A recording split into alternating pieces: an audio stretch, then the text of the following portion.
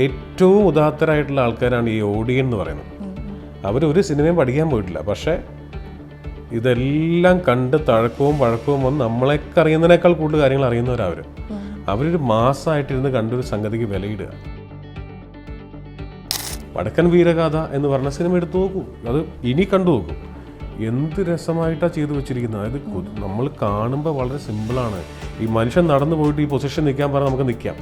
ഒരു കുതിരപ്പുറത്ത് വന്നിട്ട് ഓടിച്ച് വന്ന് അവിടെ കൊണ്ട് നിർത്തുക എന്നൊക്കെ പറഞ്ഞാൽ വലിയ പണിയാണ് ഈ പരിപാടി. തേച്ചുരുളിയിൽ എന്ന് പറഞ്ഞൊരു പാട്ട് വെക്കാനുള്ളൊരു സ്പേസ് ആ സിനിമയ്ക്കില്ല. കാരണം ഇതൊരു നമ്മൾ പറയുന്ന ഒരു ടൈറ്റായിട്ട് നിൽക്കുന്നൊരു സ്റ്റോറിയാണ്. ഒന്ന് കഴിഞ്ഞ് അങ്ങനെ പോകുന്നൊരു കഥയല്ലേ. അതിനിടയിൽ പാട്ട് വന്നാൽ അത് ഭയങ്കര ലൈറ്റായി പോകും. കാശ് കുറേ സ്പെൻഡ് ചെയ്തിട്ട് അങ്ങനെ കുറേ ഇടി കൊണ്ടോ കുറേ പാട്ട് കൊണ്ടോ അതുകൊണ്ട് മാത്രമൊന്നും സിനിമ ഓടത്തില്ല. ഇതൊരു സോൾഫുള്ളായിട്ട് കഥയുണ്ട്. അതാണല്ലോ മലയാള ഫിലിം ഇൻഡസ്ട്രിയുടെ ഏറ്റവും വലിയ ഗുണം. അപ്പോൾ പുള്ളി പറഞ്ഞു ഏറ്റവും കട്ടിയുള്ള ആളല്ലേ നമ്മുടെ കയ്യിലിരിക്കുന്നത്. അപ്പോഴും എനിക്ക് കത്തിയില്ല വെച്ചത് ആരാണ്? ബിജു മേനോൻ. അതിനും കൂടുതൽ കട്ടിയുള്ളത്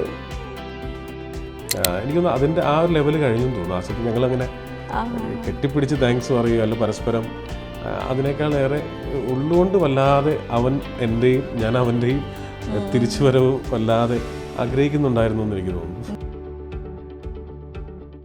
ഹായ് ഹലോ, വെൽക്കം ടു ജാങ്കോ സ്പേസ്. ഞാൻ സ്നേഹ. തലവൻ എന്ന സിനിമയുടെ വിശേഷങ്ങളുമായി ഇന്ന് എന്നോടൊപ്പം ഉള്ളത് ഡയറക്ടർ ജിസ്റ്റോയാണ്. ജിസ്റ്റേട്ടാ സ്വാഗതം. നമസ്കാരം. നമസ്കാരം ചേട്ടാ. ആദ്യം തന്നെ ഒരു ഫൺ ക്വസ്റ്റ്യൻ തുടങ്ങട്ടെ. എൻ്റെ ഭയങ്കര ഡൗട്ടാണ്. അതായത് ഞാനിങ്ങനെ ജിസ്റ്റേട്ടൻ നമ്പർ ആദ്യമായിട്ട് വാങ്ങിക്കുന്നത് ദീപക്കേട്ടൻ്റെ കയ്യിൽ നിന്നാണ്. ജിസ്റ്റേട്ടനോട് ഒരുപാട് തവണ സംസാരിച്ചിട്ടുണ്ട്. അപ്പോൾ ദീപക്കേട്ടനാണ് നമ്പർ അയച്ചിരുന്നത്. ദീപക് ദേവ്. അപ്പോൾ ചേട്ടൻ ഇങ്ങനെ അയച്ചപ്പോൾ ജിസ്മോൻ എന്നാണ് കിടക്കുന്നത്. അപ്പോൾ ജിസ്മോൻ ആണോ ജിസ് ജോയ് ആയത്, ജിസ് ജോയ് ആണോ ജിസ്മോൻ ആയത്? എന്താണ് കറക്റ്റ് ഉള്ളത്? പരിചയമുള്ളവരൊക്കെ ഈ പറയുന്ന പോലെ പണ്ട് മുതലേ വിളിക്കുന്ന ജിസ്മോൻ എന്നാണ്. പണ്ടൊക്കെ അങ്ങനെ ട്രെൻഡ് ഉണ്ടായിരുന്നല്ലോ. ഈ പറഞ്ഞു ജോസ്മോൻ, ജിസ്മോൻ, കുഞ്ഞുമോൻ, എല്ലാവരും അതെ. ഇപ്പം അന്ന് എനിക്ക് എന്നെ ഡബിങ്ങിന്റെ സമയത്തുള്ള പരിചയമുള്ളവരൊക്കെ വിളിക്കുന്നത് ജിസ്മോൻ എന്നാണ് വിളിക്കുന്നത്. ജിസ്റ്റോയി ആണ് ശരിക്കും. ജിസ്റ്റോയി എന്നാണ് കറക്റ്റ് ഉള്ള നെയിം. ഓക്കെ, അത് ഞാൻ ഇതാണ് ശരിക്കുള്ള ഒരു പേര്, അതാണ് ശരിക്കുള്ള പേര്. ഇപ്പൊ ജിസ്റ്റോയി എന്നാണ് നമ്മൾ നോക്കുന്നിടത്തെല്ലാം കിടക്കുന്നത്. ഓക്കെ, ഒരു ഔട്ട് ഓഫ് ക്യൂരിയോസിറ്റിയുടെ പുറത്ത് ചോദിക്കുകയാണ്. അതായത് 6 പടങ്ങളാണ് ജിസ്റ്റേട്ടൻ ഇപ്പൊ ചെയ്തിട്ടുള്ളത്. അപ്പം 6ഉം വളരെ ഗംഭീര പടങ്ങളാണ്. ഇപ്പൊ നമ്മുടെ ഇൻഡസ്ട്രി നോക്കുവാണെങ്കിൽ ഒരുപാട് പടങ്ങൾ ചെയ്ത ഒരുപാട് ഡയറക്ടേഴ്സ് ഉണ്ട്. പക്ഷെ അവരാരും സെലിബ്രേറ്റ് ചെയ്യപ്പെടുന്നില്ല, അല്ലെങ്കിൽ അവരെ ആരും ചിലപ്പോൾ തിരിച്ചറിയപ്പെടുന്നില്ല. പ്രേക്ഷകരുടെ ഇടയിലേക്ക്, ഒരു കോമൺ ആൾക്കാരുടെ ഇടയിലേക്ക് ഇറങ്ങി ചെല്ലുന്നില്ല അവർ. പക്ഷേ ജിസ്റ്റോയ് എന്നുള്ളൊരു പേര് കോമൺ ആൾക്കാരുടെ ഇടയിലും വളരെയായിട്ട് സെലിബ്രേറ്റ് ചെയ്യപ്പെടുന്ന ഒരു ഡയറക്ടറാണ്. അപ്പം ജിസ്റ്റേട്ടൻ്റെ ഒരു സ്ട്രാറ്റജി എന്താണ്? അതായത് 6 പടങ്ങൾ തന്നെ മതി, അല്ലെങ്കിൽ എനിക്ക് എല്ലാ പടങ്ങളും ഒന്നും വാരി വലിച്ച് ചെയ്യേണ്ട ആവശ്യമില്ല, വളരെ കുറച്ച് മാത്രം സെലക്റ്റീവായിട്ട് ചെയ്താൽ മതി എന്നുള്ളൊരു സ്ട്രാറ്റജിയിൽ പോകുന്ന ഒരാളാണ്. അതിൽ തർക്കമൊന്നുമില്ല. അതിൽ പിന്നെ ഈ നമ്മുടെ സിനിമകൾ ഒരുപാട് ചെയ്യുന്നതിനേക്കാളും ചെയ്യുന്നത് വൃത്തിയായിട്ടുള്ള സമയമെടുത്ത്. കാരണം ഇത് സിനിമ എഴുതി എക്സിക്യൂട്ട് ചെയ്ത് പുറത്തിറക്കുക എന്ന് പറഞ്ഞാൽ ഒട്ടും എളുപ്പമുള്ള കാര്യമല്ല. അത്യാവശ്യം നല്ല ബുദ്ധിമുട്ടും ജോലിയും ശ്രമവും ഒക്കെ ആവശ്യമുള്ളതാണ്.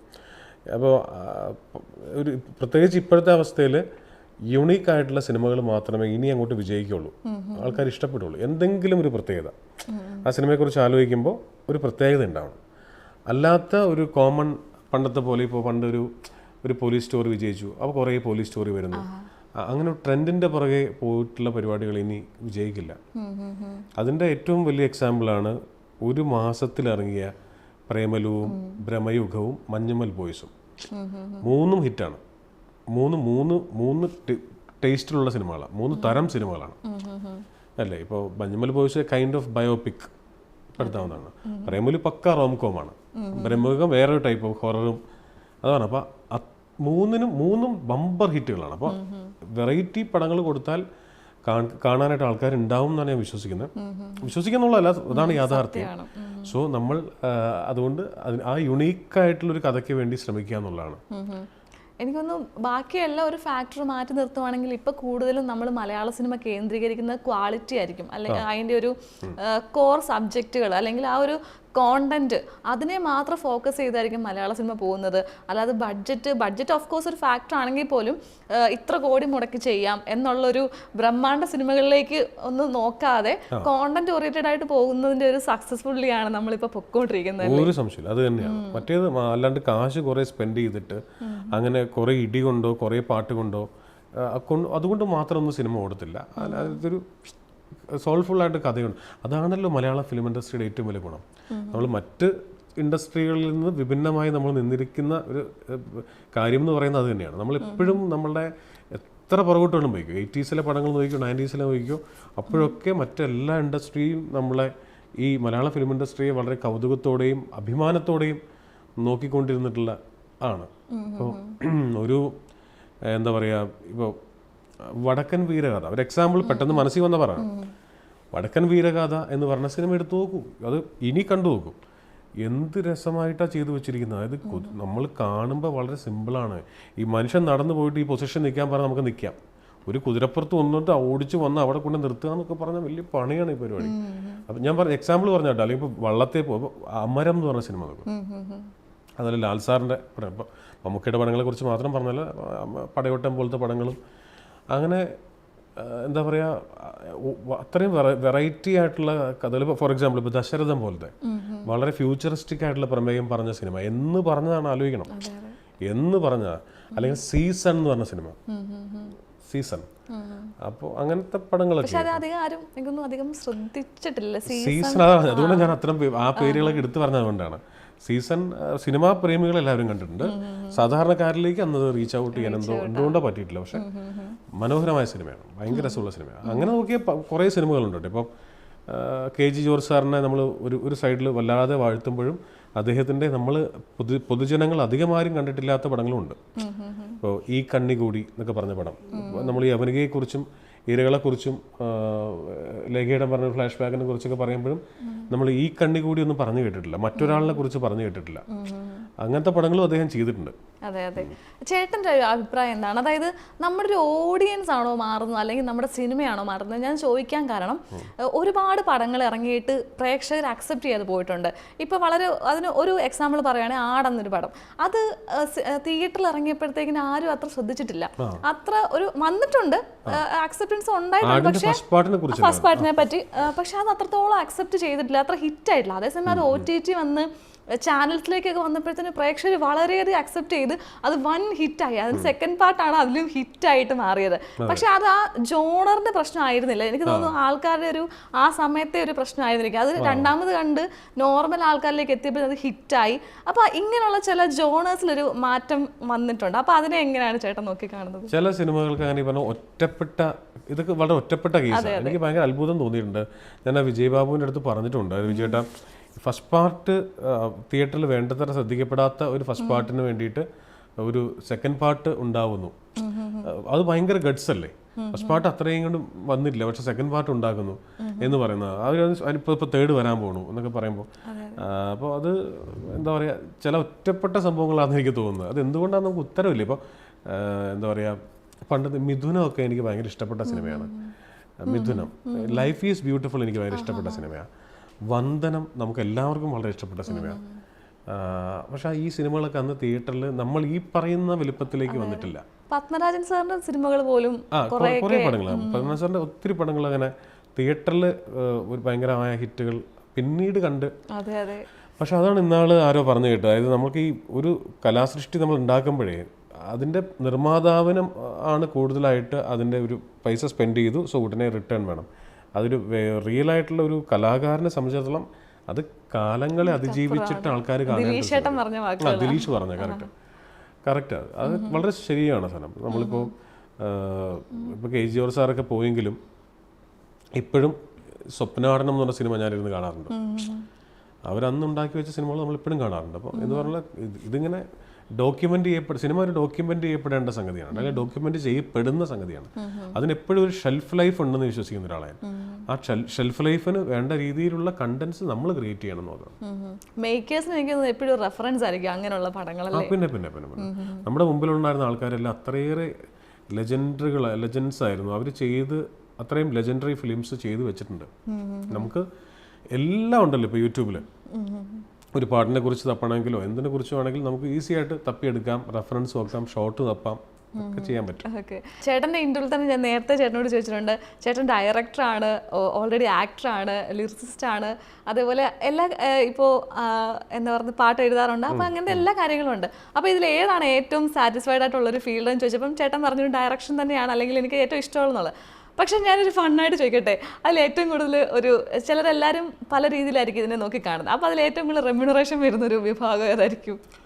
റെമ്യൂണറേറ്റീവ് എന്ന് പറയുന്നത് ഇപ്പോൾ ഈ ചെയ്യുന്ന എല്ലാത്തിനേക്കാൾ ഇപ്പോൾ ഈ ഞാൻ ഏർപ്പെടുന്ന ജോലികളിൽ ഇപ്പോൾ പാട്ട് എഴുത്ത് അല്ലെങ്കിൽ ആഡ് ഫിലിം മേക്കിംഗ്, ഡബ്ബിങ്, ഉറപ്പായിട്ടും റെമ്യൂണറേഷൻ വൈസ് നോക്കിക്കഴിഞ്ഞാൽ സക്സസ്ഫുള്ളായ ഒരു ഡയറക്ടർ ആണെങ്കിൽ അതായിരിക്കും. അപ്പോഴും ഞാനത് അണ്ടർലൈൻ ചെയ്ത് പറയാം, സക്സസ്ഫുൾ ആവണം. ഫ്രീ ആയിട്ടും സിനിമകൾ ഇവിടെ സംവിധാനം ചെയ്യുന്നവരുണ്ട്. അപ്പോൾ എനിക്കത് വളരെ ഈസി ആയിട്ട് ഈ കസേരയിൽ ഇരുന്നിട്ട് സംവിധാനം എന്ന് പറയാൻ പറ്റില്ല. എല്ലാം ഫ്രീ ആയിട്ട് ചെയ്യുന്നവരുണ്ട്. ഇപ്പം ഞാനും ഫ്രീ ആയിട്ട് പാട്ട് എഴുതാറുണ്ട്. ചില സാഹചര്യങ്ങളിൽ ചെയ്യേണ്ടി വരാറുണ്ട്. ഇപ്പം ചിലപ്പോൾ ഡിവോഷണൽ ആയിട്ടുള്ളൊരു കാര്യമോ അല്ലെങ്കിൽ ആദ്യമായിട്ട് ഒരാൾ മ്യൂസിക് ചെയ്തിട്ട് വരികൾ എഴുതാൻ പറയുന്നത് അത് ഫ്രീ ആയിട്ടിരിക്കുമ്പോൾ നമുക്ക് ചെയ്യാമെന്നുള്ളതാണ്. എന്നെ സംബന്ധിച്ചോളം ഈ കല എന്ന് പറഞ്ഞ സംഗതിക്ക് നമ്മൾ റെമ്യൂണറേഷൻ എന്ന് പറയുന്ന സംഗതിയുടെ പുറകെ ഓടാതിരിക്കുന്ന നല്ലതെന്ന് തോന്നുന്നു. അതായത് നമ്മൾ ടേക്കൺ ഫോർ ഗ്രാൻഡഡ് ആക്കണം എന്നല്ല, പക്ഷേ ആഫ്റ്റർ ഓൾ ഇതൊരു കലയാണ്. ഇവിടെ നമ്മൾ അതിലുണ്ടായിരിക്കുക എന്നുള്ളതാണ് കൂടുതൽ ഇമ്പോർട്ടൻ്റ്. മറ്റേത് നമ്മുടെ മിടുക്ക് പോലെ ഇരിക്കും, ശമ്പളം വാങ്ങിക്കാൻ പറ്റുന്നുണ്ടോ ഇല്ലയോ എന്നുള്ളത്. ഇപ്പം ജിസ്റ്റേട്ടൻ്റെ പടങ്ങളിലൊക്കെ ജിസ്റ്റേട്ടൻ്റെ പാട്ടുകളൊക്കെ വരാറുണ്ട്.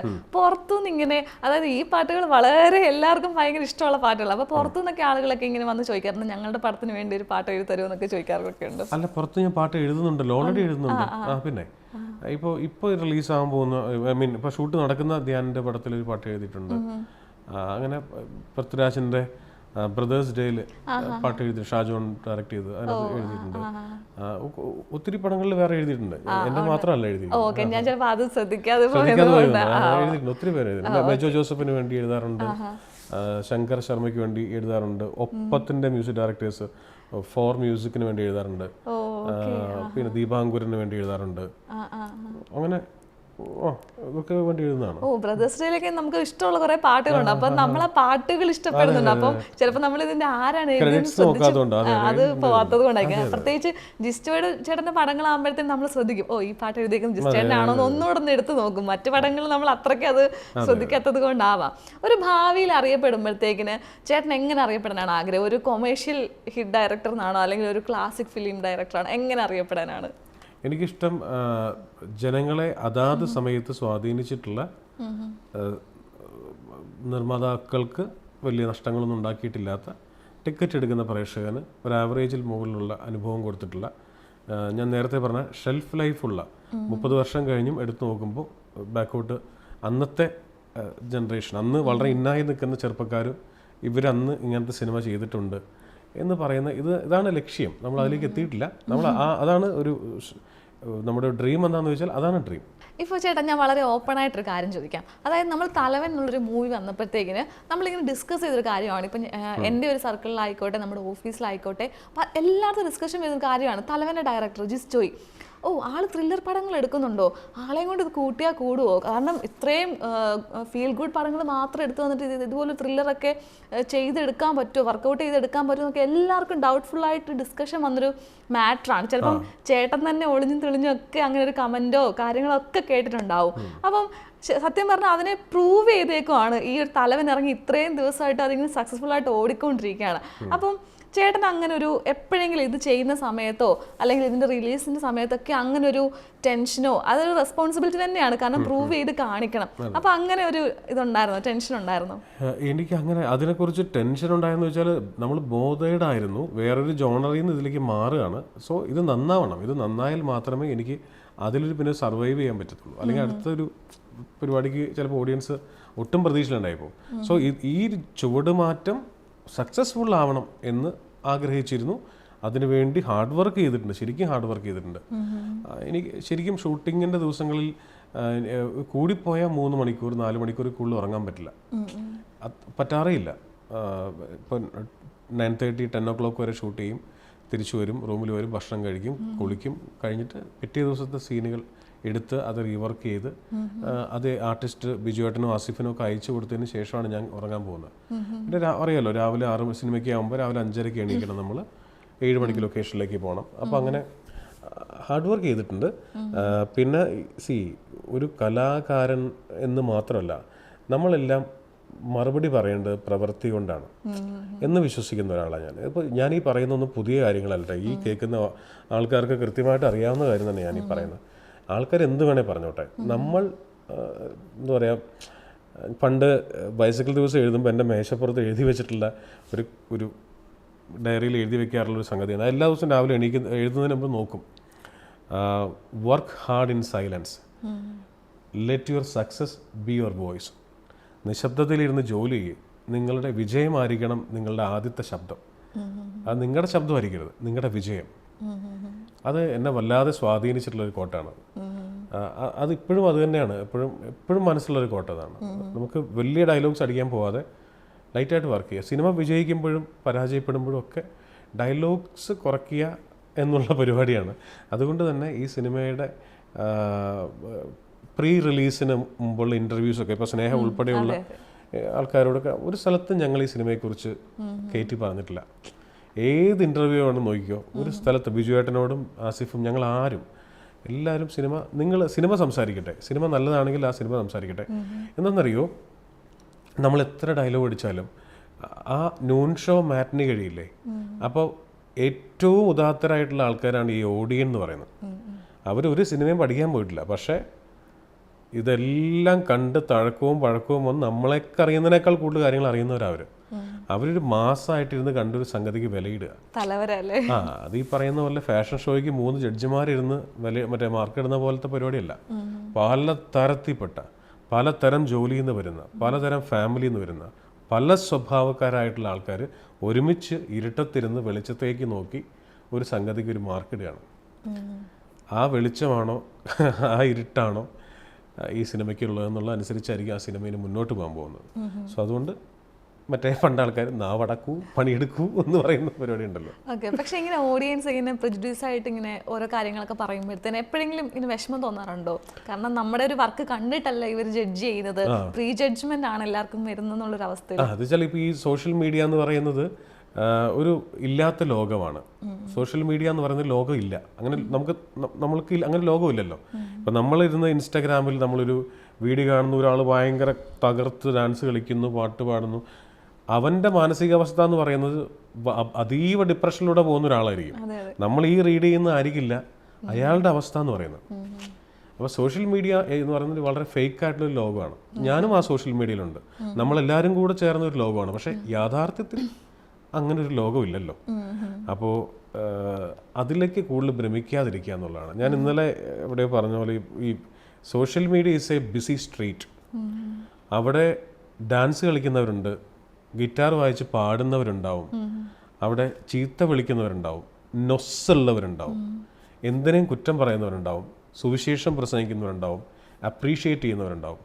നമുക്ക് ഈ തെരുവിലൂടെ സോഷ്യൽ മീഡിയ എന്ന് പറയുന്ന സ്ട്രീറ്റിൽ കൂടെ നമുക്ക് നടക്കാം, ഇതെല്ലാം കണ്ട് നടക്കാം. ഇഷ്ടമുള്ളത് മാത്രം ക്യാരി ചെയ്യാം. അവിടെ റിയാക്ട് ചെയ്യരുത്. അതിന് തിരിച്ച് നൊസ്സുള്ളവൻ്റെ അടുത്ത് പോയിട്ട് അവിടെ റിയാക്ട് ചെയ്യരുത്, പാട്ട് പാടുന്നതിൻ്റെ അടുത്ത് റിയാക്ട് ചെയ്യരുത്. ഇതൊക്കെ വേറെ സ്പേസിൽ, ഒരു ഫിസിക്കൽ സ്പേസിൽ നമുക്കത് ചെയ്യാം. സോഷ്യൽ മീഡിയയിൽ അത് ചെയ്യാൻ പാടില്ല. കാരണം എന്ത് ചെയ്താലും അതിൻ്റെ അടിയിലെ കമൻസ് 2 തരത്തിലായിരിക്കും. നമ്മൾ പറയുന്ന രീതിക്ക് ആയിരിക്കില്ല ആൾക്കാർ എടുക്കുന്നത്. അതായത് ഞാൻ ആൾക്കാരെ കുറ്റം പറയല്ല, ഞാനും സ്നേഹയും ഇവിടെയുള്ള എല്ലാവരും അടങ്ങുന്ന ഈ ലോകം അങ്ങനെ ആയിപ്പോയി. അതങ്ങനെയാണ്, റിയൽ ലൈഫിലല്ലേ പ്രാക്ടിക്കൽ സൈഡ്. അങ്ങനെയാണ്. ആസ് എ ഡയറക്ടർ വളരെ സക്സസ്ഫുൾ ആയിട്ട് ഇപ്പം നിൽക്കുകയാണ്. എനിക്ക് തോന്നുന്നു ഇതിന് മുമ്പുള്ളായിരുന്ന കുറച്ച് കാലഘട്ടത്തിൽ വളരെ ഓപ്പൺ ആയിട്ട് പറയുകയാണെങ്കിൽ ഇപ്പം എന്തൊക്കെയോ കാരണങ്ങളാൽ ആസിഫയ്ക്കാണെങ്കിലും ജിസ്റ്റേട്ടനാണെങ്കിലും ഒരു ഡൗൺ ഒരു സ്ഥലമായിരുന്നു, അല്ലെങ്കിൽ ഒരു അവസ്ഥയായിരുന്നു. ഇപ്പം അതിൽ നിന്നൊന്നും നിങ്ങൾ രണ്ടുപേരുടെ ഒരു അതിജീവനമായിരിക്കാം ഈ ഒരു മൂവി. അപ്പം അത്രത്തോളം ഒരു ഹോപ്പ്ഫുള്ളായിട്ട് അല്ലെങ്കിൽ ഒരു പ്രാർത്ഥനയോടൊക്കെ ഇരിക്കുന്ന ഒരു കാലഘട്ടമായിരിക്കാം ഇത് ഇറങ്ങുന്നതിന് മുമ്പ്. അപ്പം ഇറങ്ങിയ ദിവസം ഞാൻ കണ്ടു, അതായത് ആസിഫിക്കയുടെ കണ്ണു നിറഞ്ഞ് അതൊരു എന്താ പറഞ്ഞ കാറിലേക്ക് കയറുന്നൊരു സമയത്തും പ്രേക്ഷകരോട് അല്ലെങ്കിൽ ഈ വന്ന മാധ്യമപ്രവർത്തകരോടൊക്കെ പ്രതികരിക്കുമ്പോഴത്തേന് ആസിഫിക്കയുടെ കണ്ണ് നിറഞ്ഞിട്ടാണ് ആസിഫിക്ക ഓരോ കാര്യങ്ങൾ പറഞ്ഞത്. അത് ആ ഒരു എനിക്ക് തോന്നുന്നു വീണ്ടും ഞാൻ ഇവിടെ എന്താ പറയുന്നത്, ഇവിടെ തന്നെ ഞാൻ ഇവിടെ ഉണ്ടെന്ന് പ്രേക്ഷകരുടെ മുമ്പിൽ തെളിയിച്ചതിന് ഒരു ആനന്ദാശ്രം ആയിരിക്കാം. ആ ഒരു സന്തോഷം നമുക്കവിടെ കാണാൻ സാധിക്കുന്നുണ്ട്.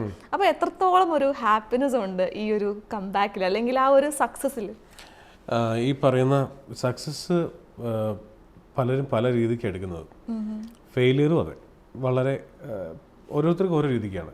ചിലവർ ഫെയിലിയറിൻ്റെ സമയത്ത് ചിലപ്പോൾ ഒരു യാത്ര പോവും, അത് വൻ തിരിച്ചറിവാണത്. ചിലവർ ഒരു മുറിക്കകത്ത് ഒതുങ്ങിക്കൂടും, ആരെയും കാണാൻ കൂട്ടാക്കില്ല. സക്സസ് വരുമ്പോഴും അങ്ങനെയൊക്കെ തന്നെയാണെന്ന് എനിക്ക് തോന്നുന്നു. അതായത് ചിലവർ ഭയങ്കരമായിട്ട് അടിച്ചു പൊളിക്കും, വൻ ഡയലോഗ്സ് തുടങ്ങും. ഞാനൊരല്പം സ്വല്പം സ്പിരിച്വലി ബ്രോട്ടപ്പായ ഒരാളാണ്. എല്ലാ ദിവസവും ഇത് നമ്മുടെ കൺട്രോളിലല്ലാത്ത കാര്യമാണ് കൂടുതൽ എന്ന് വിശ്വസിക്കുന്ന ഒരാളാണ്. മറ്റൊരു സോഴ്സ് മുകളിലുണ്ടെന്ന് വിശ്വസിക്കുന്ന ഒരാളാണ്. ഈ 6 സിനിമയും തുടങ്ങുന്നത് ഇൻ ഗോഡ് വി ട്രസ്റ്റ് എന്ന് പറയുന്ന ടൈറ്റിലാണ് എൻ്റെ എല്ലാ സിനിമയും തുടങ്ങുന്നത്. ഈ സിനിമ തുടങ്ങുന്നത് സർവ്വതിൻ്റെയും തലവനായ ദൈവത്തിന് സമർപ്പണം എന്ന് പറഞ്ഞിട്ടാണ്. സോ എൻ്റെ മുകളിൽ മറ്റൊരു ആളുണ്ടെന്നും ഞാൻ ഈ ശ്രമിക്കുന്ന മുഴുവൻ എൻ്റെ ശ്രമം മാത്രമാണെന്നും അത് പാസ്സാക്കി തരേണ്ട ആൾ മറ്റൊരാളാണെന്നും കൃത്യമായിട്ട് വിശ്വസിക്കുന്ന ഒരാളാണ് ഞാൻ. അതിന് എനിക്ക് റിലീജിയൻ്റെ സപ്പോർട്ട് ആവശ്യമില്ല. ആവശ്യമില്ല. ഞാൻ എല്ലാവരെയും ഉൾക്കൊള്ളാനായിട്ട് ഇഷ്ടപ്പെടുന്ന, എല്ലാവരും ബഹുമാനിക്കാൻ ഇഷ്ടപ്പെടുന്ന ഒരു സാധാരണ തിരിച്ചറിവുള്ള ഒരാളാണ്. അപ്പോൾ അതുകൊണ്ട് തന്നെ ഇപ്പോൾ സ്നേഹ ചോദിച്ചില്ലേ ഇതൊരു ഫ്ലോപ്പാണെങ്കിൽ എന്ത് ചെയ്തേനെന്നുള്ളത്. സ്നേഹം നമുക്കെല്ലാം വിജയിക്കണം എന്നല്ലേ ആഗ്രഹം. നമ്മളൊരു കുഞ്ഞു പരീക്ഷ എഴുതുമ്പോൾ പോലും, ഒരു ചെറിയ ക്ലാസ് ടെസ്റ്റ് എഴുതിയപ്പോൾ പോലും നമ്മൾ വിചാരിച്ചത് ആ 2 മാർക്കിൻ്റെ ചോദ്യം തെറ്റിപ്പോകരുതായിരുന്നു. അത് ഓരോ 2 മാർക്കും ചേർന്നാണ് 50 മാർക്ക് ആവുന്നതെന്നുള്ള ഉണ്ടല്ലോ. നമ്മൾ ആരും തോൽക്കാനായിട്ട് ഇഷ്ടപ്പെട്ടവരല്ല. പക്ഷേ ഞാൻ ഒറ്റ വാക്ക് പറഞ്ഞ് നിർത്തുകയാണ്. ഞാൻ ഈ സിനിമ ചെയ്യുമ്പോഴും ഒക്കെ ആൾക്കാർ പ്രിവ്യൂ കാണുമ്പോൾ നല്ലതെന്ന് പറയുന്നു ഒക്കെ, ഞാൻ റിലീസിന് മുമ്പ് പ്രാർത്ഥിച്ച ഒറ്റ കാര്യമുള്ളൂ, ദൈവമേ ഞാൻ ആൾക്കാർക്ക് ദ്രോഹകരമായിട്ട് ഒന്നും ചെയ്തിട്ടില്ല. ഞാനൊരു സിനിമേനും കുറ്റം പറഞ്ഞിട്ടില്ല. ഞാൻ ഒരു സിനിമ ഇഷ്ടപ്പെടാത്ത സിനിമകളെക്കുറിച്ച് കുറ്റം പറഞ്ഞുകൊണ്ട് എഴുതിയിട്ടില്ല. ഇഷ്ടപ്പെട്ട സിനിമകളെക്കുറിച്ച് ധാരാളം വാതോരാതെ എൻ്റെ സോഷ്യൽ പേജുകൾ നോക്കി അറിയാം. ഒരുപാട് എഴുതാറുണ്ട്, ഒരു പരിചയമില്ലാത്ത ആൾക്കാരെ കുറിച്ച് എഴുതാം. ഈ തൊഴിലിനെ അത്രയേറെ ഞാൻ ആഗ്രഹിച്ച് ചെയ്യുന്നതാണ്. ഞാൻ ആരെയും അസിസ്റ്റ് ചെയ്യാൻ പോയിട്ട് സംവിധായകനായ ആളല്ല. എങ്ങനെയൊക്കെയോ ഏതൊക്കെയോ നിമിത്തങ്ങളിലൂടെ നീ തന്നെ ആക്കിയതാണ്. സോ എനിക്ക് ഈ പരിപാടി ചെയ്യണം, ഞാൻ ഇതിനകത്ത് നിൽക്കണം എന്നുണ്ടെങ്കിൽ സക്സസ് ആവശ്യമുണ്ട്. പക്ഷെ അതിനേക്കാളും മുകളിൽ നിനക്ക് വേറെ എന്തെങ്കിലും പദ്ധതി ഉണ്ടോ എന്ന് എനിക്ക് അറിഞ്ഞുകൂടാ. എന്ത് തന്നെയാണെങ്കിലും എൻ്റെ ആഗ്രഹമൊക്കെ അവിടെ നിൽക്കട്ടെ. നിൻ്റെ പദ്ധതി എന്താണോ അതനുസരിച്ച് മാത്രം എന്നെ മുന്നോട്ട് കൊണ്ടുപോകാം. അതിന് ഈ സിനിമ വിജയിക്കണം എന്നില്ല. ഈ സിനിമ പൊട്ടിക്കോട്ടെ, വിജയിച്ചോട്ടെ. പക്ഷെ എൻ്റെ ആഗ്രഹത്തിനപ്പുറം നിൻ്റെ പ്ലാൻ എന്താണോ അത് മാത്രമേ നടക്കാൻ പാടുള്ളൂ. ഞാനിവിടെ കരഞ്ഞ് പ്രാർത്ഥിച്ചു എന്ന് വെച്ചിട്ട് ആ പ്ലാൻ ഒരിക്കലും മാറാൻ പാടില്ല. ഇതാണ് ഒത്തിരി നാളായിട്ടുള്ളൊരു പ്രാർത്ഥന. അത് സിനിമയ്ക്ക് വേണ്ടി മാത്രമുള്ളതല്ല, ഒരു ആഡ് എടുക്കുമ്പോഴും പാട്ട് എഴുതുമ്പോഴും ഞാൻ ഏർപ്പെടുന്ന എന്ത് ജോലി ചെയ്യുമ്പോഴും ഉള്ളൊരു സംഭവം. അപ്പം അതുകൊണ്ട് അങ്ങനെ വലിയ ടെൻഷൻ ഉണ്ടായിരുന്നില്ല. അപ്പം ഞാൻ സ്നേഹ അന്ന് ചോദിച്ചു എന്ന് തോന്നുന്നു, ടെൻഷൻ ഉണ്ടോ എന്ന് ചോദിച്ചു. ഇല്ലെന്ന് തന്നെ പറഞ്ഞത്. അങ്ങനെ തന്നെയായിരുന്നു. അപ്പം ആസിഫിക്കയുടെ ഒരു കാര്യം, അതായത് മറ്റൊരു കാര്യം എല്ലാവരും ശ്രദ്ധിച്ചെന്ന് പറയുകയാണെങ്കിൽ എനിക്കൊന്ന് പ്രസ് മീറ്റിനാണെന്നാണ് എൻ്റെ ഒരു ഓർമ്മ. ആസിഫിക്ക എഴുന്നേറ്റ് നിന്നിട്ടാണ് എല്ലാ റിവ്യൂസിനും, അതായത് എല്ലാം ഹെൽപ്പ് ചെയ്ത് അല്ലെങ്കിൽ റിവ്യൂ പറഞ്ഞ എല്ലാവർക്കും നന്ദി പറഞ്ഞത് എഴുന്നേറ്റ് നിന്നിട്ടാണ്. അതെല്ലാവരും ഒരുപോലെ ശ്രദ്ധിച്ചൊരു കാര്യമാണ്. കാരണം എല്ലാവരും ഇരുന്നിട്ട് ഒക്കെയാണ് എപ്പോഴും നന്ദി പറയാറുള്ളത്. അപ്പോൾ ആസിഫിക്കിൻ്റെ ഒരു സന്തോഷമായിരിക്കും, അല്ലെങ്കിൽ എല്ലാവരോടുള്ളൊരു താങ്ക്സ് ആയിരിക്കും ആ നിന്ന് പറഞ്ഞത്. അപ്പോൾ ആസിഫിക്ക് എത്രത്തോളം ഹാപ്പി ആയിരുന്നു, അല്ലെങ്കിൽ ഇത് കഴിഞ്ഞിട്ട് ആസിഫിക്ക് എന്താണ് പറഞ്ഞത്? കാരണം നിങ്ങൾ അത്രത്തോളം സുഹൃത്തുക്കളും കൂടിയാണ് കുറേ വർഷങ്ങളായിട്ട്. അതായത് ആസിഫ് ആണെങ്കിൽ അന്നത്തെ പ്രീമിയർ ഷോ, ആദ്യത്തെ ഷോ കഴിഞ്ഞപ്പോൾ വളരെ ഇമോഷണലായി. നിരവധി കാരണങ്ങളുണ്ട്. പക്ഷെ എന്നാൽ ഈ പറഞ്ഞ പോലെ ഇങ്ങനെ ഭയങ്കര എന്താ പറയുക, ഓപ്പണായിട്ടൊന്നും എൻ്റെ അടുത്ത് അന്നൊന്നും പറഞ്ഞിട്ടില്ല കേട്ടോ, ഇതുവരെ പറഞ്ഞിട്ടില്ല. ഇപ്പം സിനിമ കഴിഞ്ഞിട്ട് എനിക്കൊന്ന് വിജയ് സൂപ്പറിലും പൗർണമി സൺഡേ ഹോളിലേക്ക് കുറേ കൂടെ ഓപ്പണായിട്ടൊക്കെ എക്സ്പ്രസ് ചെയ്തിട്ടുണ്ട്. ഇതിപ്പോൾ പലപ്പോഴും ഞാനെപ്പോഴും കുറേ കൂടെ വിസിബിലിറ്റി കൂടുതലുണ്ടെന്ന് തോന്നുന്നു. ആസിഫ് ഞാൻ കൂടെ എപ്പോഴും ഇപ്പോൾ കാണാറുണ്ട്, കൂടുതലായിട്ട് കാഴ്ചയുണ്ട്. അതുകൊണ്ട് സിനിമ കഴിഞ്ഞപ്പോൾ പോലും എനിക്ക് തോന്നുന്നു ഞങ്ങൾ തമ്മിലൊന്നും ഹഗ് പോലും ചെയ്തിട്ടില്ല എന്ന് തോന്നുന്നു. അത് പ്രീമിയർ കഴിഞ്ഞപ്പോൾ ആസിഫിനെയും എന്നെയും വ്യക്തിപരമായിട്ട് ആൾക്കാർ വന്ന് കെട്ടിപ്പിടിക്കുന്നുണ്ട്, ഷെയ്ക്ക് ഹാൻഡ് തരുന്നുണ്ട്, അതൊക്കെ ഉണ്ട്. പക്ഷേ എനിക്കൊന്ന് അതിൻ്റെ ആ ഒരു ലെവൽ കഴിഞ്ഞെന്ന് തോന്നുന്നു. ആസിഫ് ഞങ്ങളങ്ങനെ കെട്ടിപ്പിടിച്ച് താങ്ക്സ് പറയുക, അല്ല പരസ്പരം അതിനേക്കാളേറെ ഉള്ളുകൊണ്ട് വല്ലാതെ അവൻ എൻ്റെയും ഞാൻ അവൻ്റെയും തിരിച്ചുവരവ് വല്ലാതെ തിരിച്ചുവരവ് എന്നുള്ള വാക്ക് പറയാമെന്ന് എനിക്കറിയില്ല. ഞാൻ എൻ്റെ കാര്യമുണ്ടോ പറഞ്ഞത്, അത് ആഗ്രഹിക്കുന്നുണ്ടായിരുന്നു എന്ന് എനിക്ക് തോന്നുന്നു. എനിക്ക് തോന്നുന്നു ഇപ്പം വിജയ് സൂപ്പർ പൗർണമി ആ സമയത്തൊക്കെ ആസിഫ് കുറെ കൂടെ ചെറുപ്പമായിരിക്കുമല്ലോ. അപ്പം ആ ഒരു നമ്മുടെ തോട്ടും കാര്യങ്ങളൊക്കെ വ്യത്യസ്തമായിരിക്കും. ഇവിടെ വരുമ്പോഴത്തേന് വീണ്ടും എല്ലാ രീതിയിലും നമ്മൾ മെച്ചേർഡ് ആവുകയാണല്ലോ ചെയ്യുന്നത്. കുറെ കാര്യങ്ങൾ തിരിച്ചറിവുകളൊക്കെ വന്നിട്ടിരിക്കുന്ന അങ്ങനെ ഒരു മെച്ചേർഡും കൂടെ ആവുന്നതിന്റെ ഒരു ഭാഗം കൂടെ ആയിരിക്കല്ലേ. ഇപ്പം നമ്മൾ സിനിമയിലേക്ക് വരുമ്പോഴത്തേന് നമുക്ക് റീസെന്റ് ദീപക്കേട്ടൻ്റെ ഇന്റർവ്യൂ ഉണ്ടായിരുന്നേ. അതിൽ ഇപ്പോൾ ദീപക്കേട്ടൻ പറഞ്ഞൊരു കാര്യമുണ്ട്, ഈ സിനിമയുടെ ആദ്യത്തെ പേരെന്ന് പറയാൻ സിംഗിൾ തല രാവണൻ എന്നായിരുന്നുള്ളത്. ഞാൻ ആ ഇന്റർവ്യൂ കണ്ടു. ആക്ച്വലി തെറ്റാണ്. ദീപക് അത് ഈ മ്യൂസിക് ഡയറക്ഷൻ എന്ന് പറഞ്ഞാൽ ലാസ്റ്റത്തെ ഒരു പരിപാടിയാണല്ലോ ബാക്ക്ഗ്രൗണ്ട് സ്കോർ കൊടുക്കുന്നത്. അപ്പോൾ ലാസ്റ്റത്തേക്ക് എത്തിയപ്പോൾ അത് അങ്ങനെ പറഞ്ഞ ഏതോ ഒരു കാര്യത്തിൽ ലോക്കായി പോയിരിക്കുന്നതാണ്. അത് അങ്ങനെ അതല്ല. അപ്പം ഞങ്ങൾ എല്ലാവരും പറയുകയും ചെയ്തു. ആ ഇന്റർവ്യൂ ആ ക്ലിപ്പ് ഞങ്ങൾ കണ്ടു. അപ്പോൾ ഞാനും ആസിഫും ഞങ്ങൾ എല്ലാവരും പറഞ്ഞു അത് തെറ്റായി റീഡ് ചെയ്തിരിക്കുന്നതാണ്. ആക്ച്വലി അങ്ങനെ ഒരു പ്ലാനേ ഞങ്ങൾക്കില്ലായിരുന്നു. ഇല്ല, അത് നമ്മൾ അങ്ങനെ ഒരു ടൈറ്റിൽ ഡിസൈൻ ചെയ്ത് എന്തിനാന്ന് വെച്ചാൽ ജാഫറിന്റെ സ്ക്രിപ്റ്റിന്റെ ഒരു ടൈറ്റ് കാണിക്കുന്നുണ്ട്, ഒരു ടൈറ്റ് ഷോട്ട് കാണിക്കുന്നുണ്ട് ആ സ്ക്രിപ്റ്റിന്റെ. അതിന്റെ മുകളിൽ വെക്കാനുള്ള ഒരു ലോഗോയാണ് അത്. ഈ ലോഗോ മതിയോ എന്നൊക്കെ ചോദിച്ച് ദീപകൻ അയച്ചു കൊടുത്തിട്ടുണ്ട്. മനസ്സിലായി? അപ്പൊ എനിക്ക് തോന്നുന്നു അത് പുള്ളി തെറ്റിദ്ധരിച്ചിരിക്കുന്നത്. അങ്ങനെ ഒരു പേരല്ല ഒരിക്കലും ഈ സിനിമയ്ക്ക് ആ പേര് ചെയ്തില്ല. കുറെ കൂടെ ഒരു ഫയർ ഉള്ള ഒരു സിനിമയല്ല. ദീപകൻ മ്യൂസിക്കിന്റെ തിരക്കിനിടയിൽ കണ്ടപ്പോ അത് അതെ കറക്റ്റ്. ദീപക് തിരക്കിന് നമ്മൾ ലോഗോ ആയിട്ട് ഈ ഡിസൈൻ ചെയ്ത് കൊടുത്തപ്പോൾ ദീപക് ചിലപ്പോൾ അങ്ങനെ വിചാരിച്ച് കാണും. ഉറപ്പായിട്ടും അങ്ങനെയല്ല. ഇത് തലവൻ തന്നെയായിരുന്നു. ഇതിപ്പോൾ 2 മാസം കഴിഞ്ഞിട്ടാണ് പേരിട്ടത്, ഷൂട്ട് കഴിഞ്ഞിട്ട്. പക്ഷെ അന്ന് തലവൻ തന്നെയായിരുന്നു പേര്. തുടക്കം മുതൽ ഈ തലവൻ എന്നുള്ള ഒരു പേരിൽ തന്നെയായിരുന്നു ഉണ്ടായിരുന്നത്. അതെ പറഞ്ഞത്. ഷൂട്ടിന് മുമ്പില്ലായിരുന്നു. ഷൂട്ടിന് മുമ്പ് പേരിട്ടിട്ടില്ല. ഷൂട്ട് കഴിഞ്ഞ് 2 മാസത്തിന് ശേഷമാണ് പേരിടുന്നത്. അപ്പോൾ ധാരാളം പേരുകൾ ആലോചിച്ചിട്ടുണ്ട് കേട്ടോ. പക്ഷെ യുണീക്കായ ഒരു പേരായിരിക്കണം, എല്ലാവർക്കും പറയാൻ പറ്റുന്ന പേരായിരിക്കണം. അങ്ങനെ ഒരു പേര് സിനിമയ്ക്ക് വന്നിട്ടുണ്ടാവരുത്. പറയാൻ പറ്റുമെങ്കിൽ ആലോചിച്ച പേരുകൾ എന്തൊക്കെയായിരുന്നു ചേട്ടാ? നമുക്ക് ഇനി ഉപയോഗിക്കാവുന്ന പേരുകളുണ്ട്. സിനിമയ്ക്ക് വേണ്ടി ഉപയോഗിക്കാവുന്ന പേരുകൾ ധാരാളം ഉണ്ട്. അപ്പൊ അത് അങ്ങനെ അങ്ങ് പറഞ്ഞു പോണ്ട. കുറെ കഷ്ടപ്പെട്ട് മെനക്കിട്ട് പേര് എഴുതുമ്പോൾ നമ്മൾ ഈ പേരിടുമ്പോഴേ ഞാൻ എപ്പോഴും കടലാസ് എടുത്ത് വെച്ചിട്ട് അങ്ങനെയാണ് എഴുതി. അല്ല വെറുതെ എന്നോട് പറയാൻ പറഞ്ഞ് എനിക്ക് ഒന്നും തലയ്ക്കകത്ത് വരത്തില്ല. കടലാസിൽ എഴുതി വെട്ടി അങ്ങനെ തന്നെയാണ് എഴുതുന്നത്. അപ്പൊ അതുകൊണ്ട് അതൊക്കെ എല്ലാം വീട്ടിൽ ഡയറിയിൽ അതെല്ലാം ഉണ്ട്. അതേപോലെ നമ്മുടെ ഇന്റർവ്യൂ ദീപകേട്ടൻ പറഞ്ഞൊരു കാര്യമാണ്. അതായത് ദീപകേട്ടൻ ഒരു മ്യൂസിക് ചെയ്ത് കൊണ്ടുതരും. അതിനുശേഷം ജിസ്റ്റേട്ടൻ വന്ന് പറയും, എടാ ഇതുപോലെ അവിടെ അങ്ങനെ ഒരു കാര്യമില്ലേ, നീ അത് ശ്രദ്ധിച്ചായിരുന്നോ? ശ്രദ്ധിച്ചായിരുന്നു. ഞാനും ശ്രദ്ധിച്ചു, അതുകൊണ്ട് ഞാൻ മാറ്റിയിട്ടുണ്ട്, അടുത്ത സാധനം ഞാൻ എഡിറ്റ് ചെയ്ത് കൊണ്ടുവന്നിട്ടുണ്ട്, നീ അപ്പോൾ ഇത് വർക്ക് ചെയ്യണം എന്നൊക്കെ പറഞ്ഞ് ഇങ്ങനെ 3-4 പ്രാവശ്യമായിട്ട് ഇതിങ്ങനെ കൊണ്ടുവന്ന് പറഞ്ഞു. അപ്പോൾ അത് ആ ചേട്ടൻ ആ ഒരു മൂവി അത്രത്തോളം പെർഫെക്റ്റ് ആയിരിക്കണം എന്നുള്ളൊരു, കാരണം നമ്മൾ ഓൾറെഡി റെസ്പോൺസിബിൾ ആണ് ഇത് അത്രത്തോളം പെർഫെക്റ്റ് ആക്കി എടുക്കാൻ. അപ്പോൾ അത്രത്തോളം ഒരു റെസ്പോൺസിബിൾ ആയതുകൊണ്ടാണോ എല്ലാം വളരെ കീനായിട്ട് ഒബ്സർവ് ചെയ്ത് എഡിറ്റ് ചെയ്ത്? എനിക്ക് പെട്ടെന്ന് ഈ കുഴപ്പങ്ങളിലേക്ക് പെട്ടെന്ന് കണ്ണുപോകും. എന്ന് വെച്ചാൽ അത് ജീവിതത്തിൽ പറയില്ല കേട്ടോ. ജീവിതത്തിൽ അത് ഞാൻ പറയില്ല, അങ്ങനെ കുഴപ്പമേ പറയില്ല. അത് കണ്ടില്ല, അതൊക്കെ ആ കാര്യം എന്നെ വല്ലാണ്ട് ബാധിക്കുന്ന കാര്യമാണെങ്കിൽ മാത്രമേ ഞാനത് സൂചിപ്പിക്കുള്ളൂ. പക്ഷെ എൻ്റെ ജോലിയിൽ ഞാനത് പറയാതിരുന്നിട്ട് കാര്യമില്ല.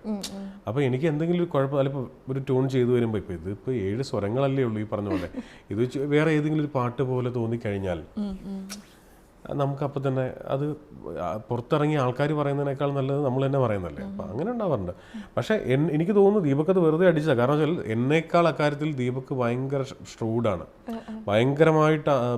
കാരണം ഈ ബൈസിക്കിൾ തീവ്സ് എന്ന് പറഞ്ഞ പടത്തിൽ ഒരു പാട്ട്, ആ കുട്ടി ഇപ്പോൾ പാട്ട് എഴുതുന്നില്ല. അനു എലിസബത്ത് എന്ന് പറഞ്ഞിട്ട് തട്ടത്തിനും മറയത്തിലൊക്കെ പാട്ട് എഴുതിയേ ഉള്ളൂ. ആ കുട്ടി ഇപ്പം എന്താണ് നല്ല അത്യാവശ്യം നല്ല തട്ടത്തിൻ മറയത്തിലൊക്കെ പാട്ട് നല്ല ഹിറ്റുകളായിരുന്നു. ആ കുട്ടി ഒരു പാട്ട് എഴുതിയിട്ടുണ്ടായിരുന്നു ബൈസിക്കിൾ തീവ്സിന് വേണ്ടിയിട്ട്. ഞങ്ങൾ റെക്കോർഡ് ചെയ്താൽ വിജയ് ശ്വാസ് പാടിയതുമാണ്. അപ്പോൾ എല്ലാ ദിവസവും ലൊക്കേഷനിലേക്ക് പോകുമ്പോൾ ഞാനും ക്യാമറമാനും കൂടെ എൻ്റെ വണ്ടിയിൽ ഇത് പ്ലേ ചെയ്തിട്ടാണ് പോവുക. ആദ്യത്തെ സിനിമയിൽ ഇങ്ങനെ പാട്ട്, നമ്മുടെ പാട്ട് എന്നൊക്കെ പറഞ്ഞ് കേട്ട് ഒരു 15 ദിവസം കഴിഞ്ഞു. ദീപക് ദേവ് എന്നെ വിളിച്ചിട്ട് പറഞ്ഞു, ജിസ ഈ പാട്ട് നമുക്ക് മാറ്റിയാലോ എന്ന് ചോദിച്ചു. അപ്പം ഞാൻ പറഞ്ഞു, അയ്യോ അതെന്തിനാ മാറ്റുന്നത്, അത് മാറ്റേണ്ട കാര്യമുണ്ടോ എന്ന് ചോദിച്ചു. അല്ലടാ, എനിക്കത് കേട്ട് എനിക്ക് തന്നെ അത് മതിയായി, അത് ചിലപ്പോൾ അത് ആൾക്കാർക്ക് മടുക്കാൻ ചാൻസ് ഉണ്ട്, നമുക്ക് വേറെ ഒന്നും ചെയ്യാമെന്നുണ്ട്. അതാണ് ദീപക് ദേവ്. ഓൾറെഡി വിജയിനെ വെച്ച് റെക്കോർഡ് ചെയ്ത പാട്ടാണ്, മനസ്സിലായോ? അത് സ്വന്തം പാട്ട്. സാധാരണ ഒരു മ്യൂസിക് ഡയറക്ടർ എന്ത് ചെയ്യുക, ഒരു പാട്ട് കൊടുത്തു കഴിഞ്ഞാൽ എൻ്റെ ജോലി കഴിഞ്ഞു. ഇതല്ല, അത് ഏറ്റവും കൂടുതൽ പെർഫെക്ഷനിലാവണം. അത് ഞാൻ 10 വർഷം മുമ്പത്തെ ഒരു കാര്യം പറഞ്ഞു കേട്ടോ. അങ്ങനെ ഉണ്ടായ പാട്ടാണ് പുഞ്ചിരി തഞ്ചും എന്നുള്ള പാട്ട്, ശങ്കർ മഹാദേവൻ പാടിയ, കൈതപ്പുറം തിരുമേനി എഴുതിയ പാട്ട്. അതെ. ഇതിൽ വളരെ നമ്മൾ നന്നായിട്ട് ശ്രദ്ധിക്കുന്ന ഒരു കാര്യം അതേപോലെ തന്നെ ഇതിൻ്റെ പാട്ടുകളും BGM ആണ്. അപ്പം അതായത് ഓരോ സീനിനെയും എൻഹാൻസ് ചെയ്തുകൊണ്ടിരിക്കുകയാണ്. നമുക്ക് ഒരു സ്ഥലത്ത് പോലും രണ്ടായിട്ട്, അതായത് എല്ലാവരും പറയാറുണ്ട് ഒരു സിനിമ നന്നായിട്ട് മുമ്പോട്ട് പോയി അല്ലെങ്കിൽ നമ്മൾ അതിലേക്ക് ഇൻവോൾവ് ആയിട്ട് കാണുന്നുണ്ടെന്ന് തോന്നണമെങ്കിൽ ഇത് രണ്ടായിട്ട് നിൽക്കരുത്. നമ്മൾ ആ മറ്റേ സീനിനൊപ്പം തന്നെ ഈ പാട്ടും ബ്ലെൻഡ് ചെയ്ത് പോകണം. എങ്കിൽ മാത്രമേ നമുക്കത് അത്രത്തോളം ആ ഒരു ട്രീറ്റ് ആവത്തുള്ളൂ, വിഷ്വൽ ട്രീറ്റ്. അപ്പം ഇത് എനിക്ക് അതുപോലെ തന്നെ തോന്നി. കാരണം ഫൈറ്റ് സീൻ ആയിക്കോട്ടെ, ഒരു ഇമോഷണൽ സീൻ ആയിക്കോട്ടെ, ഭയങ്കര അടിപൊളിയായിട്ടാണ് BGM വർക്ക് ചെയ്തിരിക്കുന്നത്. അത് ഭയങ്കര അപ്രിഷിയേറ്റ് ചെയ്യേണ്ട ഒരു കാര്യമായിരിക്കും. അതെ, അത് ദീപക് ദേവനാണ്. അതിന്റെ ക്രെഡിറ്റ് മുഴുവൻ ദീപക് ദേവനാണ്. ദീപക് നമ്മളിപ്പോൾ പ്രത്യേകിച്ച് പറയേണ്ട ആവശ്യമില്ല, അത്രയും ഒരു വേഴ്സറ്റൈലാണ്, ഒരുപാട് ടാലൻറ്റഡ് ആണ്. ഏത് തരം എങ്ങനെയാണോ അദ്ദേഹത്തെ നമ്മൾ ഫീഡ് ചെയ്യുന്നത്, അതിൻ്റെ നമ്മൾ എന്തുമാത്രം ഈ പ്രൊജക്റ്റിനോട് സീരിയസ്നെസ് കാണിക്കുന്നു, അതിൻ്റെ ഡബിൾ ഇമ്പാക്റ്റ് ഇങ്ങോട്ട് തിരിച്ചു തരുന്നത്.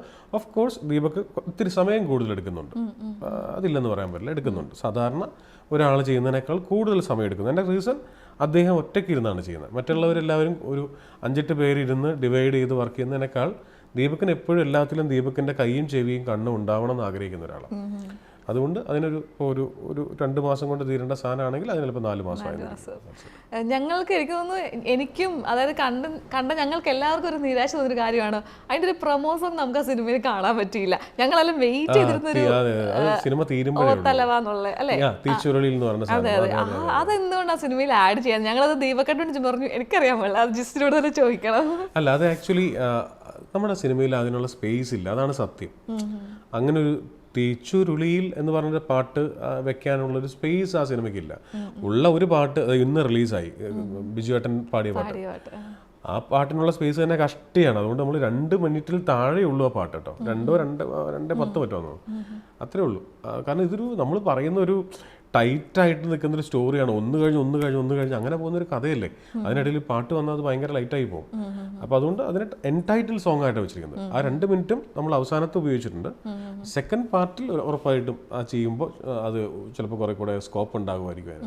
എനിക്ക് ഏറ്റവും ഭയങ്കര അടിപൊളിയായിട്ട് തോന്നിയത് ആ പാട്ട് തന്നെയായിരിക്കും. കാരണം കുറച്ചുകൂടെ എനിക്ക് തോന്നുന്നു നമുക്കൊരു കേൾക്കുമ്പോൾ അത്രത്തോളം പവർഫുൾ ആയ എനർജിയുള്ള പാട്ടായതുകൊണ്ടാവും. ബിജു ചേട്ടൻ പാടുന്ന ഒരു ഇതിലേക്ക് എങ്ങനെയാണ് എത്തിപ്പെട്ടത്? നമുക്ക് ബിജു ചേട്ടനെ കൊണ്ട് ആ ഒരു പാട്ട് പാടിക്കാന്നുള്ള ഒരു ബിജുചേട്ടനെ കൊണ്ട് പാടിക്കാന്നുള്ള ഡിസിഷൻ ദീപക് ദേവന്റെ ആയിരുന്നു.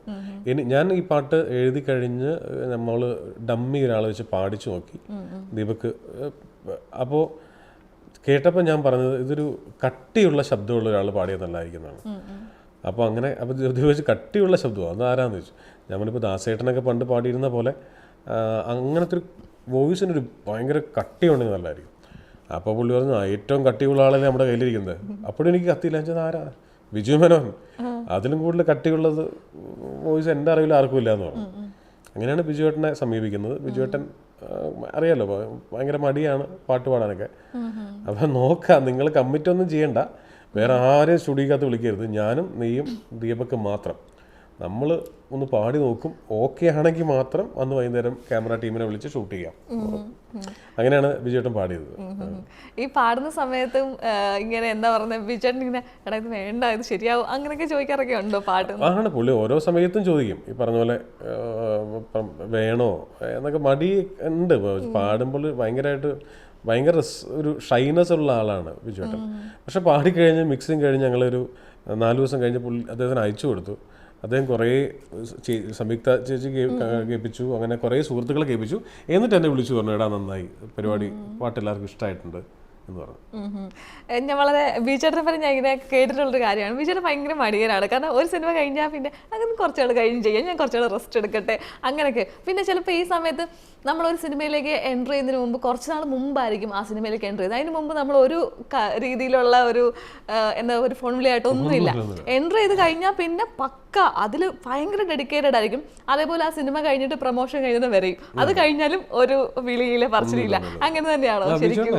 ഇത് കേട്ടിട്ടുണ്ട് ചേട്ടൻ അങ്ങനെ ഒരിക്കലും ഒരു സിനിമാ താരമായിട്ട് ജീവിക്കുന്ന ആളായിട്ട് എനിക്ക് തോന്നിയിട്ടില്ല. പുള്ളി ഒരുപാട് സുഹൃത്തുക്കളും ഇതൊക്കെ ആയിട്ട് നമ്മൾ എന്ത് ചോദിച്ചാലും ബിജുവേട്ടൻ പറയാം, വേണോടാ, എൻ്റെ ആവശ്യമുണ്ടോടാ, വേണോ അങ്ങനെ ചോദിച്ച് നമ്മളായിട്ട് അങ്ങോട്ട് കുറേ നിർബന്ധിക്കണം. ചേട്ടാ അത് ഇങ്ങനെയാണ് കുറേ വേണം എന്നുള്ളത്. അപ്പോൾ ശരിയാണ്, സ്നേഹ പറഞ്ഞത് കറക്റ്റാണ്. ബിജുവേട്ടൻ ഒരു സിനിമയിൽ ഇന്നായി കാലെടുത്ത് വെച്ചതാണ്. പിന്നെ ഷൂട്ട് കഴിയാതെ സെറ്റ് ചെയ്യുന്ന പോകത്തുമില്ല. അതിനുവേണ്ടി എല്ലാ കാര്യങ്ങളൊക്കെ നിൽക്കും. പക്ഷേ അടുത്ത സിനിമ ഒരുപാട് സെലക്റ്റീവായിട്ട് ഭയങ്കര എനിക്ക് ഇത്രയും ടഫാണ് ഇദ്ദേഹം എന്ന് എനിക്ക് അറിയില്ലായിരുന്നു. കാരണം പിന്നീട് ഈ മനുഷ്യനെ മനസ്സിലാക്കാൻ തുടങ്ങുന്നത് എൻ്റെ സെറ്റിൽ വെച്ചിട്ടാണ്. അപ്പോഴാണ് ഞാൻ തിരിച്ചറിയുന്നത് ഇത്രയും ടഫായിട്ടുള്ള കക്ഷിയാണ് ഈ സിനിമയ്ക്ക് ഡേറ്റ് തന്നതെന്നുള്ളത്. ഇപ്പോൾ ബാക്കോട്ട് ആലോചിക്കുമ്പോൾ എനിക്ക് പേടിയുണ്ട്. എന്തുകൊണ്ടാണ് ആ ഡേറ്റ് തന്നത്, ഉറപ്പായിട്ടും ആ സ്ക്രിപ്റ്റ് ഇഷ്ടപ്പെട്ടിട്ട് തന്നെയാണെന്നുള്ള ഉറപ്പാണ്. എനിക്കും ബീച്ചേട്ടനെ നേരിട്ട് അറിയാം. അതായത് നമ്മൾ ഒന്നിച്ചൊരു പടത്തിൽ ചെറിയൊരു കോമ്പോ സീനൊക്കെ ഉണ്ട്. അപ്പം ഞാൻ ശ്രദ്ധിക്കുമ്പോൾ ഇങ്ങനെയാണ്, അതായത് സീനുള്ളപ്പോൾ മാത്രം, ഷോട്ട് തുടങ്ങുമ്പോൾ മാത്രം വരും, അത് കഴിഞ്ഞാൽ പോകും. അതിനപ്പുറത്തേക്ക് അത് ഭയങ്കര ഡെഡിക്കേറ്റഡ് ആയിരിക്കും. അപ്പം അത്ര ഡെഡിക്കേറ്റഡ് നിൽക്കുന്നത്. അപ്പം ചേട്ടൻ എന്താ അങ്ങനെ ടഫാവാൻ തോന്നാൻ കാരണം? അല്ല, ടഫ് എന്ന് വെച്ചാൽ ഇപ്പം എൻ്റെ സിനിമ തുടങ്ങി എന്നോട് ടഫ്നെസ് കാണിച്ചു എന്നല്ല ഞാൻ പറഞ്ഞു. എൻ്റെ സിനിമ തുടങ്ങി കഴിഞ്ഞപ്പോഴാണ് ഞാൻ അറിയുന്നത് ഒത്തിരി പേര് കഥ പറയാൻ വേണ്ടി വരുമ്പോഴൊക്കെ എല്ലാം ഇപ്പോൾ ഒരു 25 പേര് വരുമ്പോൾ അദ്ദേഹം ഒരെണ്ണം പോലും കമ്മിറ്റ് ചെയ്യുന്നില്ല. മനസ്സിലായോ? അപ്പോൾ ഓരോന്നിൻ്റെയും കാരണം അപ്പം ഞാൻ ആലോചിക്കുമായിരുന്നു, ബീച്ചേട്ടൻ കമ്മിറ്റ് ചെയ്ത പല പടങ്ങളും ഇപ്പോൾ അത് വർക്കായ പടങ്ങളായിക്കോട്ടെ അല്ലാത്തതായിക്കോട്ടെ, അതിനകത്തൊക്കെ ബീച്ചേട്ടൻ ഇഷ്ടപ്പെട്ട ഒരു യുണീക്ക് പോയിന്റ് ഉണ്ടായിരുന്നു ഏത് പടമാണെങ്കിലും. പിന്നെ ഒരു സിനിമ നന്നാവുന്നതും ചീത്തയാവുന്നതും കഥ കൊണ്ട് മാത്രമാവണം നിർബന്ധമില്ലല്ലോ. ഒരു ആർട്ടിസ്റ്റ് ചിലപ്പോൾ കമ്മിറ്റ് ആവുന്നത് കഥയും പിന്നെ അവരുടെ ക്യാരക്ടർ നോക്കിയിട്ടായിരിക്കും. അതൊരു ഡയറക്ടർക്ക് ഉദ്ദേശിക്കുന്ന പോലെ എക്സിക്യൂട്ട് ചെയ്യാൻ പറ്റിയില്ലെങ്കിലും സിനിമ ഫ്ലോപ്പ് ആവാം. അപ്പോൾ നന്നായാലും ചീത്തയായാലും ബിജുവേട്ടൻ ഞാൻ പറഞ്ഞു ഇത്രയേ ഉള്ളൂ, ടൈറ്റാണ്, ഭയങ്കര ടഫാണ് അദ്ദേഹത്തിന് ഒരു പടം കമ്മിറ്റ് ചെയ്യാൻ. അത്രയും ഒരുപാട് കാര്യങ്ങൾ നോക്കിയിട്ടാണ് പുള്ളി കമ്മിറ്റ് ചെയ്യുന്നത്.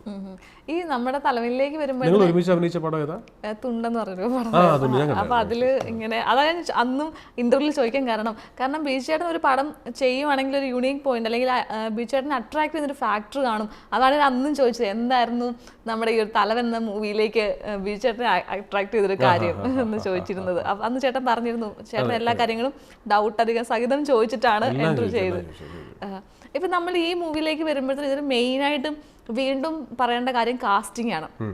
എല്ലാവരും ഒന്നിനൊന്നും മെച്ചാണ്. ഇപ്പോൾ കോട്ടയം നസീർ ആയിക്കോട്ടെ, അനുശ്രീ ചേച്ചി, എല്ലാവരും, ബീച്ചേട്ടൻ, ആസിഫിക്ക, എല്ലാവരും പക്കയാണ് ആ ക്യാരക്ടറിന്. ഒരാൾ പോലും ഒരു സീനിലും മുഴച്ചു നിൽക്കുന്നില്ല, അല്ലെങ്കിൽ എന്താ പറയുക, ആർക്കും ഈ ക്യാരക്ടറിലേക്ക് ആവാതെ നിൽക്കുന്നില്ല. അപ്പം ഇതിന്റെ കാസ്റ്റിംഗ് ഒക്കെ എല്ലാം ഓൾറെഡി ആദ്യം തന്നെ കൺഫേം ആയിരുന്നു. കാസ്റ്റിംഗ് ഞങ്ങൾ എല്ലാവരും കൂടെ, അത് ഞാൻ ഒറ്റയ്ക്ക് എടുക്കുന്ന പരിപാടിയല്ല. ആക്ച്വലി അസിസ്റ്റന്റ് ഡയറക്ടേഴ്സിന് അത് വലിയ കൈയുണ്ട്. അസിസ്റ്റന്റ് ഡയറക്ടേഴ്സും പിന്നെ അസോസിയേറ്റും.